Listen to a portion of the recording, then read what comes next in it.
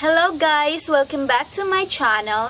Now I'm gonna teach you on how to say a Bisaya word about the parts of the body. Are you ready? Then let's begin. Head, ulo, ulo. Shoulder, abaga, abaga. Knees, tuhod, tuhod. Eyes, mata, mata. Hair, buhok, buhok.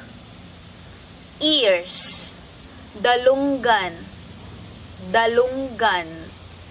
Nose, ilong, ilong.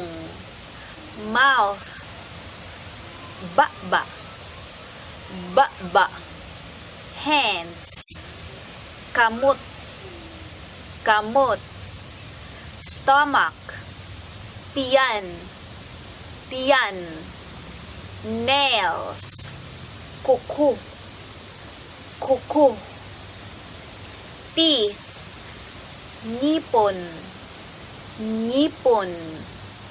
Tongue, dila, dila. Feet, tiil, tiil. Cheeks, aping, aping. Elbow, siko, siko. Eyebrows, kilay, kilay. Eyelashes, pilok, pilok. Belly button, pusod, pusod. Neck, liog, liog.